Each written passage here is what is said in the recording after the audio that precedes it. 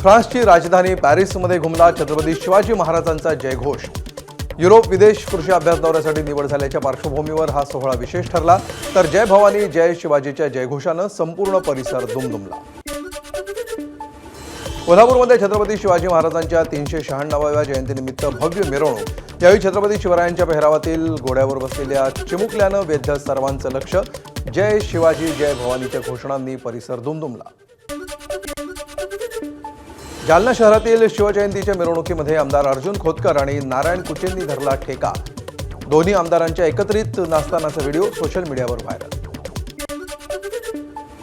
नाशिकमध्ये छत्रपती शिवाजी महाराजांच्या जयंतीनिमित्त मिरवणूक। मंत्री गिरीश महाजन यांनी ढोल वाजवत लुटला मिरवणुकीचा आनंद। आमदार देवयानी फरांदे, राहुल ढिकले, सीमा हिरे आणि महापौर हिमगौरी आडकेंची मिरवणुकीला उपस्थिती। मुंबईतील अंधेरी पोलीस ठाण्यामध्ये छत्रपती शिवाजी महाराजांची जयंती उत्साहात साजरी।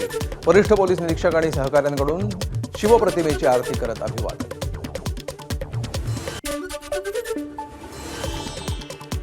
मुंबईच्या बांद्र्यातील रंगशारदा सभागृहामध्ये उद्या मनसेची बैठक। राज ठाकरेंच्या उपस्थितीमध्ये राज्य पातळीवरच्या पदाधिकाऱ्यांची बैठक। राष्ट्रपती द्रौपदी मुर्मू यांचा 23 ते 26 फेब्रुवारी दरम्यानचा शेगाव दौरा निश्चित। शहरामध्ये कडक सुरक्षा व्यवस्थेची तयारी सुरू। संत गजानन महाराज मंदिरामध्ये दर्शनासाठी जाणार।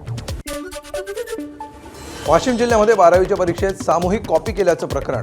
गट शिक्षणाधिकाऱ्यांच्या तक्रारीवरून 27 शिक्षक कर्मचाऱ्यांवर गुन्हे दाखल। भरारी पथकाच्या तपासणी अहवालामध्ये 581 विद्यार्थ्यांनी कॉपी केल्याचं समोर। गडचिरोलीमध्ये मजुराला मारहाण केल्याच्या आरोपावरून काँग्रेस आमदारावर गुन्हा दाखल। आरमोरी विधानसभेचे काँग्रेसचे आमदार रामदास मसराम यांच्यासह 6 जणांविरुद्ध गुन्हा। जखमी मजुरावर उपचार सुरू। मध्य आणि पश्चिम रेल्वेवरील लोकलमध्ये विना परवानगी पोस्टर्स चिकटवणाऱ्या बंगाली बाबाला रेल्वे पोलिसांकडून अटक। व्यावसायिक हेतूंसाठी पोस्टर्स चिटकवल्याची बंगाली बाबाची कबुली। ओडिशामधील 13व्या शतकातील कोणार्क मंदिराच्या गाभाऱ्यामध्ये भाविकांना प्रवेश मिळणार। मंदिराच्या गर्भगृहामध्ये भरलेली वाळू बाहेर काढण्याचं काम सुरू।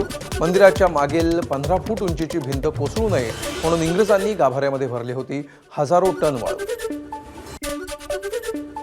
एकत्र काम केल्याशिवाय एआयचे पूर्ण फायदे आपल्याला कळणार। गुगल सीईओ सुंदर पिचाई यांचं वक्तव्य।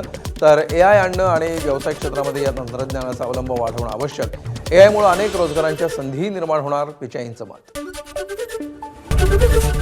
एबीपी माझा, उघडा डोळे बघा नीट।